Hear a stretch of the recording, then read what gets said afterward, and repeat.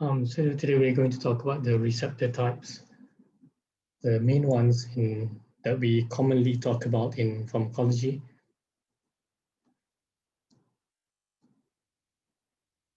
So basically what we have is the cholinergic, the adrenergic, histaminergic, dopaminergic, the opioid receptors, and also the GABA receptors.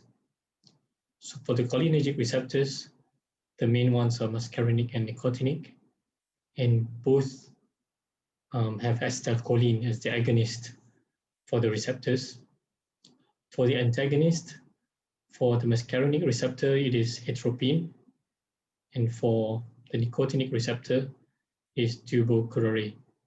Okay, so that's cholinergic. The next one, adrenergic, alpha 1, alpha 2, beta 1, beta 2.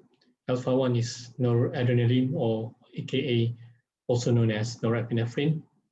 So the agonist is noradrenaline, the antagonist is prazosin. Alpha 2, noradrenaline, clonidine. For beta 1, it's adrenaline or epinephrine and also dobutamine. The antagonist for beta 1 is atenolol. So these are the main ones, okay? So this is not an exhaustive list, but this is just a representation of a common representation, or is the commoner drug that is used as an antagonist.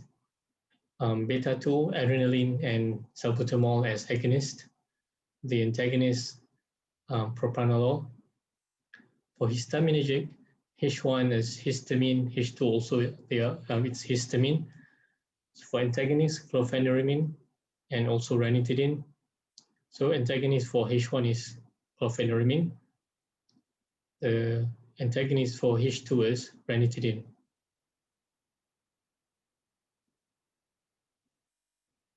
So for these ones, if you noticed, mostly are used for hypertension. H1 can be used for treating allergies. Okay. Ranitidine mainly for gastritis. And then let's look at the dopaminergic ones. So D1 and D2. So D1 is apomorphine, the agonist. D2, bromocriptine. The antagonist for D2 is metoclopramide, domperidone, etc. For the opioid receptors, kappa. For the kappa receptor, dinorphin is the agonist. For the delta receptor, enkephalines. For the epsilon receptor, beta endorphins.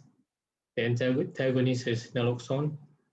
For the gamma receptor, beta endorphin, morphine, and naloxone. Okay, so this is a brief, simplified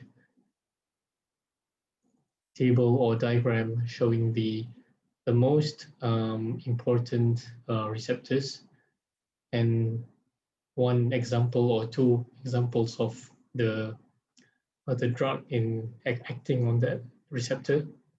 So this is a very useful diagram to have pasted on your wall at home.